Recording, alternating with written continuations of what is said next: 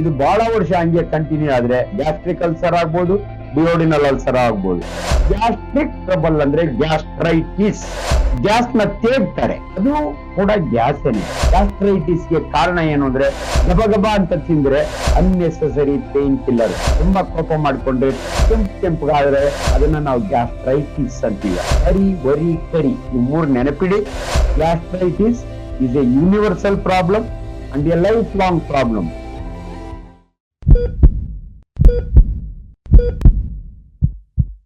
ಸಾಕಷ್ಟು ಬಾರಿ ನಾನು ಈ ಗ್ಯಾಸ್ಟ್ರಿಕ್ ಟ್ರಬಲ್ ಬಗ್ಗೆ ಮಾತಾಡ್ತಾ ಇರ್ತೀನಿ.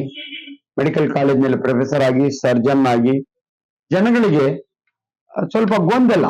ಯಾಕಂದ್ರೆ ನೀವು ಸಾಕಷ್ಟು ಇವತ್ತು ಯೂಟ್ಯೂಬ್ ನಲ್ಲಿ ಅನೇಕ ವೈದ್ಯರು, ಬೇರೆ ಬೇರೆ ಸಿಸ್ಟಮ್ನವರು, ಅಲೋಪತಿ ಸಿಸ್ಟಮ್ನವರು, ಆಯುರ್ವೇದ ಸಿಸ್ಟಮ್ನವರು, ಹೋಮಿಯೋಪತಿ, ನ್ಯಾಚುರೋಪತಿ ಎಲ್ಲರೂ ಮಾತಾಡ್ತಾರೆ. ನಿಮ್ಗೆ ಮನಸ್ಸಿನಲ್ಲಿ ಒಂದು ರೀತಿಯ ಗೊಂದಲ. ನಿಮ್ಗೆ ಸರಳವಾಗಿ ಅರ್ಥ ಆಗ್ಬೇಕು ಅಂದ್ರೆ ಈ ಗ್ಯಾಸ್ಟ್ರಿಕ್ ಟ್ರಬಲ್ ಅಂದ್ರೆ ಗ್ಯಾಸ್ಟ್ರೈಟಿಸ್ ಅಂತೀವಿ ನಮ್ಮ ಭಾಷೆಯಲ್ಲಿ. ಗ್ಯಾಸ್ ಟ್ರಬಲ್ಲೇ ಬೇರೆ. ದಯವಿಟ್ಟು ಇದಕ್ಕೂ ಅದಕ್ಕೂ ಕನ್ಫ್ಯೂಸ್ ಮಾಡ್ಕೋಬೇಡಿ. ತುಂಬಾ ಗ್ಯಾಸ್ ಪಾಸ್ ಮಾಡೋದು, ಕನ್ನಡದಲ್ಲಿ ಸ್ಪಷ್ಟವಾಗಿ ಹೇಳ್ಬೇಕಂದ್ರೆ ನಮ್ಮ ಮಗ ಬಹಳ ಊಸುತ್ತೆ ಡಾಕ್ಟ್ರೆ, ವಾಸನೆ ಬರುತ್ತೆ ಡಾಕ್ಟ್ರೆ, ಅದು ಪಾಸಿಂಗ್ ಗ್ಯಾಸ್. ಅದನ್ನ ಇವತ್ತು ಹೊರಗೆ ಇಟ್ಕೊಳ್ಳೋಣ, ಯಾಕಂದ್ರೆ ಇದಕ್ಕೂ ಅದಕ್ಕೂ ನಿಮಗೆ ಕನ್ಫ್ಯೂಷನ್ ಆಗುತ್ತೆ.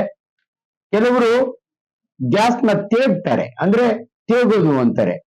ತುಂಬಾ ತೇಗ್ತೀನಿ ಡಾಕ್ಟ್ರೆ ಊಟ ಆದ್ಮೇಲೆ, ಅದು ಕೂಡ ಗ್ಯಾಸ್ ಏನೆ. ಅದು ನಿಮ್ಮ ಜಠರದಲ್ಲಿರ್ತಕ್ಕಂಥ ಗ್ಯಾಸು ಮೇಲ್ಗಡೆ ಈಚೆಗೆ ಬರೋದು. ಅದನ್ನ ನೀವು ಎಷ್ಟೋ ಸಾರಿ ಬೆಲ್ಚಿಂಗ್ ಅಂತೀರಿ, ಕೇಕು ಅಂತೀರಿ. ಅದು ಆ ಗಾಳಿ ಎಲ್ಲಿಂದ ಬರುತ್ತೆ ಅಂದ್ರೆ ನೀವು ನುಂಗಿದ ಗಾಳಿ. ನೋಡಿ, ಗ್ಯಾಸ್ ಕೆಳಗಡೆಯಿಂದ ಪಾಸ್ ಮಾಡೋದು, ಅಲ್ಲಿ ಉತ್ಪತ್ತಿಯಾದಂತ ಗ್ಯಾಸ್ ಅದು. ಅದನ್ನ ಇನ್ನೊಂದ್ ದಿವಸ ನಿಮ್ಗೆ ಹೇಳ್ತೀನಿ. ಈ ಮೇಲ್ಗಡೆ ಬರೋ ಗ್ಯಾಸು ಎಲ್ಲಿಂದ ಬರುತ್ತೆ ಅಂದ್ರೆ ನಿಮ್ಮ ಜಠರದಲ್ಲಿ ಇರುತ್ತೆ. ನೀವು ನೋಡಿರ್ಬೇಕು, ಚಿಕ್ಕ ಮಕ್ಕಳಿಗೆ ತಾಯಿ ಹಾಲು ಕುಡಿಸಿದ್ಮೇಲೆ, ಅದ್ರೊಳಗೆ ಒಳ್ಳೆ ಹಾಲು ಕುಡಿಸಿದ್ಮೇಲೆ ಅಜ್ಜಿ ಹೇಳುತ್ತೆ ಮಗನ ದೇಕ್ಸು ಅಂತ. ಯಾಕಂದ್ರೆ ಜಠರ ಬಹಳ ಸಣ್ಣದಿರುತ್ತೆ ಮಗುಗೆ. ಒಂದು 50 ml ಹಾಲು ಹಿಡಿಸುವಷ್ಟು ಆ ಮಗುಗೆ ಹಾಲು ಕುಡಿಯೋ ಗಾಳಿ ನುಂಗುತ್ತೆ ಮಗು ಗಾಳಿ. ಆ ಗಾಳಿನ ಬೇಯಿಸಿದ್ರೆ ಇನ್ನೊಂದಷ್ಟು ಹಾಲು ಕುಡಿಸ್ಬೋದು ಮಗುಗೆ ಅನ್ನ ಆ ವಿಜ್ಞಾನ ಅಜ್ಜಿದು. ಅದು ಕರೆಕ್ಟ್ ಆಗಿದೆ.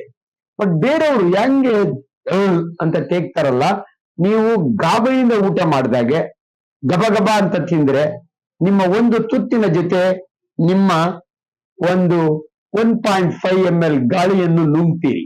ಆ ಗಾಳಿನ ನೀವು ಆಮೇಲೆ ತೆಗಿತೀರಿ.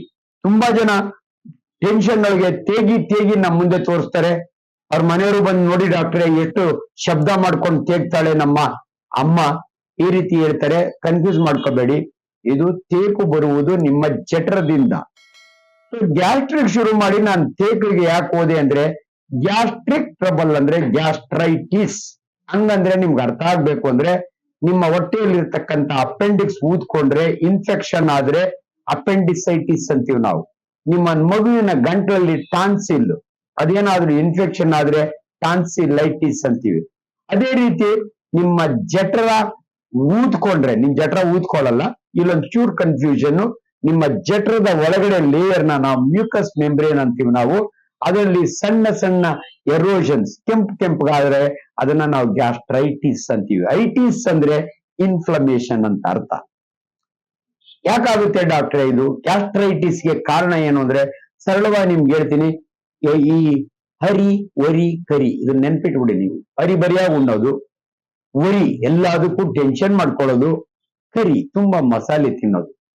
ಈ ಟೆನ್ಷನ್ಗೂ ಸ್ಟಮಕ್ ಏನ್ರಿ ಸಂಬಂಧ ಅಂದ್ರೆ ನಿಮ್ಗೆ ಹೇಳ್ತೀನಿ.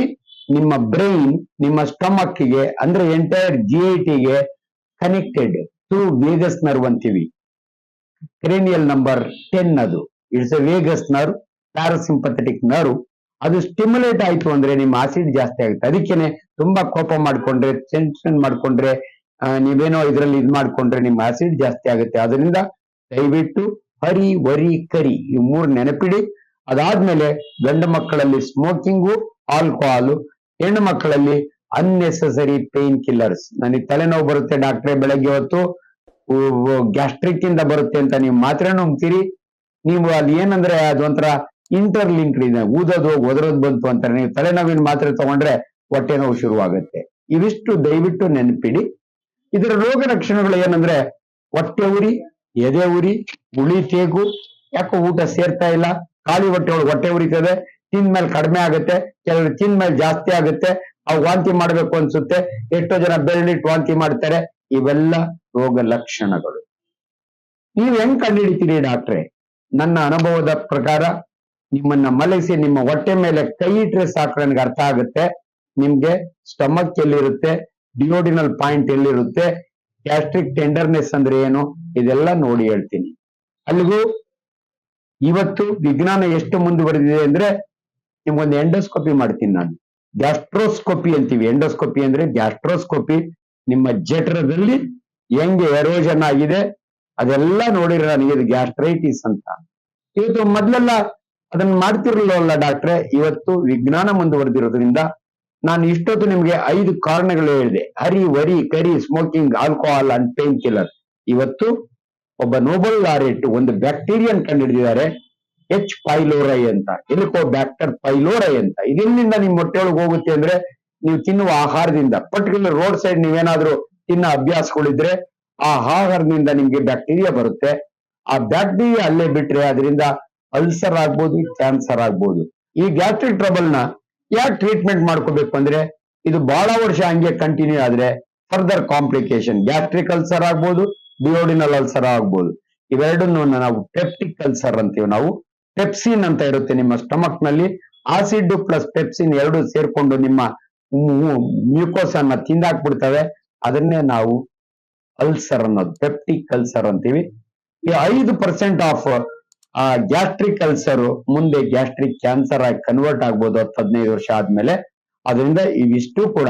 ಆಮೇಲೆ ಕೆಲವು ಸಮಯ ಅಕ್ಯೂಟ್ ಕಾಂಪ್ಲಿಕೇಶನ್ಸ್ ಆಫ್ ಅಲ್ಸರ್ ಅಂತೀವಿ ನಾವು, ತೂತು ಹೊಡಿಬಹುದು. ಕ್ರಾನಿಕ್ ಕಾಂಪ್ಲಿಕೇಶನ್ ಪೆರಿಟೋನೈಟಿಸ್ ಅಂತೀವಿ ನಾವು, ಪರ್ಫೋರೇಟೆಡ್ ಡಿಯೋಡಿನಲ್ ಅಲ್ಸರ್ ಅಂತೀವಿ.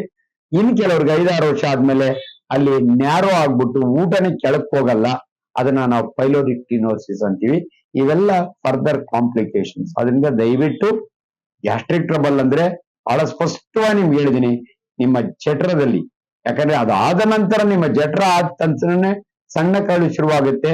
ಡಿಯೋಡಿನಮ್ 10 ಇಂಚು, ಡಿಯೋಡಿನಮ್ ನಲ್ಲೂ ಅಲ್ಸರ್ ಆಗುತ್ತೆ. ಆಕ್ಚುಲಿ ನಾವು ಸಣ್ಣ ಕರಳಿನ ಮೊದಲನೇ ಭಾಗ ಮತ್ತು ಜಠರವನ್ನ ಒಂದು ಯೂನಿಟ್ ಆಗಿ ಕನ್ಸಿಡರ್ ಮಾಡ್ತೀವಿ. ಅದಾದ ನಂತರ ನಿಮ್ಮ ಸಣ್ಣ ಕರಳು 6 ಮೀಟರ್, ದೊಡ್ಡ ಕರಳು 1.5 ಮೀಟರ್. ಅಲ್ಲಿ end product of protein digestion ಒಳಗೆ ಗ್ಯಾಸ್ ಉತ್ಪತ್ತಿ ಆಗುತ್ತೆ. ಅದನ್ನ ಗ್ಯಾಸ್ ಆಗಿ ಪಾಸ್ ಮಾಡ್ತಾರೆ, ಅದೇ ಬೇರೆ. ಅದನ್ನು ಇದನ್ನ ಕನ್ಫ್ಯೂಸ್ ಮಾಡೋದಿಲ್ಲ ನಾನು ನಿಮ್ಗೆ. ಸೊ ಗ್ಯಾಸ್ ಪಾಸ್ ಮಾಡೋದ್ರ ಬಗ್ಗೆ ಮತ್ತೊಂದಿನ ತಿಳ್ಕೊಳ್ಳಿರ. ಇವತ್ತು ನಿಮ್ಗೆ ಗ್ಯಾಸ್ಟ್ರಿಕ್ ಬಗ್ಗೆ ಸ್ಪಷ್ಟ ಮಾಹಿತಿ ಕೊಟ್ಟಿದ್ದೀನಿ. ಎಂಡೋಸ್ಕೋಪಿ ಮೊದಲೆಲ್ಲ ಬೇರಿಯಂ ಮೀಲ್ ಎಕ್ಸ್ರೇ ಮಾಡೀವಿ, ಈಗ ಮಾಡಲ್ಲ. ಒಳ್ಳೆ ಕರೆಕ್ಟ್ ಆದ ಟ್ರೀಟ್ಮೆಂಟ್ ನಿಮ್ಗೆ ನಾವು ಕೊಡ್ತೀವಿ. ಕೊನೆಯದಾಗಿ gastritis is A universal problem and A life long problem. ಯಾರೋ ನಿಮ್ಮನ್ನ ಬ್ರಹ್ಮ ಬಂದ್ರು ಕೂಡ ನಿಮ್ಮ ಗ್ಯಾಸ್ಟ್ರಿಕ್ ನ ಇಲ್ದಂಗ್ ಮಾಡ್ಲಿಕ್ಕೆ ಆಗಲ್ಲ. ಬಂದಾಗ ಟ್ರೀಟ್ಮೆಂಟ್ ತಗೊಳ್ಳಿ. Prevention is better than cure. ನಾನು ಹೇಳಿದ ಅಷ್ಟು ಗಮನವನ್ನು ಸ್ಮೋಕಿಂಗ್ ಬಿಡಿ, ಎಣ್ಣೆ ಹೊಡೆಯೋದ್ ಬಿಡಿ, ಅನ್ನೆಸರಿ ಪೇನ್ ಕಿಲ್ಲರ್ಸ್ ತಗೊಳಕ್ ಹೋಗಬೇಡಿ. ಇಷ್ಟು ನನ್ನ very sincere advice. Thank you.